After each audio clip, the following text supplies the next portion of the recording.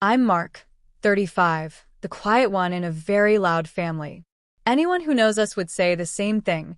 They're the type who talk over each other, make everything a group decision, and treat family life like some chaotic reality show.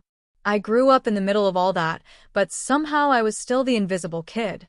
My older brothers, Jake and Aaron, were the stars from day one. Jake was the athlete who got trophies for everything, even participation awards that were treated like Olympic medals. Aaron was the social butterfly, always surrounded by friends and bragging about how he never had to try to get people to like him. Meanwhile, I was the kid who sat in the corner taking apart old radios and writing tiny little programs on a hand-me-down laptop. Nobody bullied me. They just didn't see me. If I got an A, it was expected. If Jake got a C+, there was a family dinner to celebrate improvements. If I fixed a neighbor's computer and they paid me, my parents told me it was rude to accept money.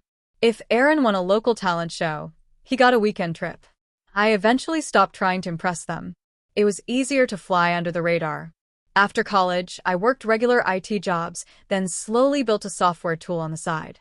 It started as a way to help construction companies track and manage their equipment digitally, because most of them were stuck in the Stone Age with clipboards and photocopied forms. It wasn't glamorous, but it worked. A few clients turned into dozens, then hundreds, then I built additional tools, and eventually a company approached me about buying the whole suite. I didn't grow up imagining I'd ever say this, but selling that company changed everything. I paid taxes, invested wisely, and kept building new things quietly. I didn't live lavishly, no sports cars, no luxury penthouses, no private jets. I still wore the same worn-in hoodies and bought off-brand groceries. By 35, I was sitting on about $9.6 million split across investments and cash reserves. And my family had absolutely no idea.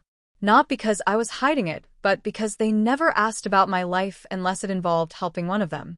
When I bought a new house earlier this year, a modern, simple, clean place with a huge office, I invited everyone over for Thanksgiving. I genuinely thought maybe hosting them for the first time would be a nice change. Big mistake. The day was going perfectly fine at first. My mom was already criticizing my decor. It's a little plain, isn't it? And Aaron wandered room to room talking about how he'd decorate it better. But whatever. I was used to it. Jake spent the first hour asking if I could help him invest a few thousand in the stock market for some quick flips, which I politely dodged. Then everything went sideways. My nephew, who's 8, went looking for the bathroom and wandered into my office instead. My computer monitors were asleep, but he probably bumped the mouse. When I walked in a minute later to find him, I saw the dashboard I'd opened earlier that morning glowing across both screens. I froze. Before I could turn the monitors off, Jake walked in behind me. He read the numbers. His eyes widened. He didn't even speak, just shouted for everyone else. Suddenly, my whole family was squeezed into my office like they were watching a UFO landing. They were whispering, pointing, gasping. It wasn't pride. It was shock. Then greed. My mom was the first to say anything.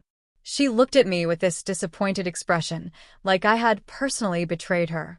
So, this is how you've been living? And you never thought to share any of this with your brothers? They supported you so much growing up. Supported me how? By ignoring me unless they needed something? By mocking my weird computer obsession that apparently became the thing they now wanted a piece of? Aaron stepped forward, all smiles like he'd been waiting for this moment his whole life. Dude, this is perfect. Seriously, this is life-changing for us. I mean, you're obviously going to help with my student loans. And maybe help Jake with his mortgage. And mom and dad with their debts. I'm not asking for something huge, just like, a fair share. A fair share of something they had zero involvement in. My mom jumped right in, saying things like, family shares everything, and you wouldn't be where you are if not for the foundation we gave you. My dad chimed in too, saying I was acting like a stranger by not immediately offering to help.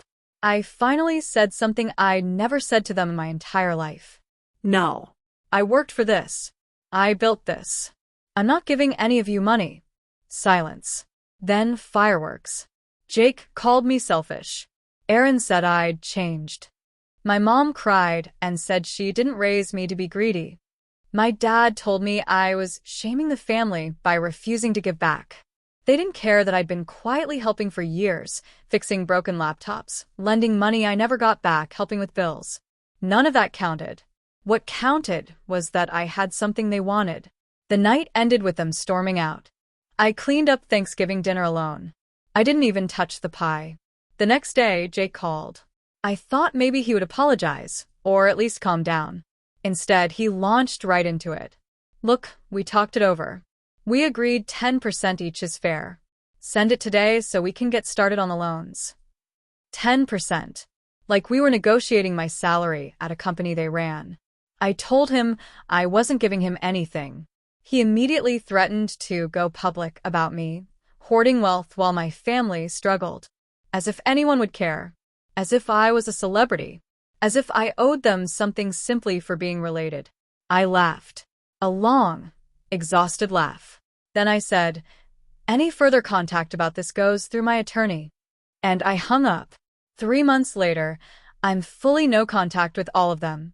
They've tried texting, emailing, guilt-tripping, even having extended relatives contact me saying things like, family matters more than money.